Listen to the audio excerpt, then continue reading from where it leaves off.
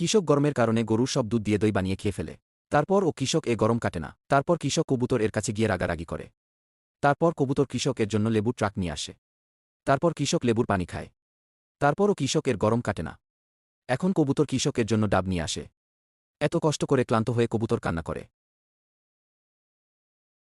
কৃষক ও বানর মিলে বরফ দিয়ে ঘর তৈরি করে, যেখানে ওই কৃষক বহু দূর থেকে বরফ ছুড়ে দেয়। একই সময়ে বানরও খুব গুরুত্বপূর্ণ ভূমিকা পালন করে।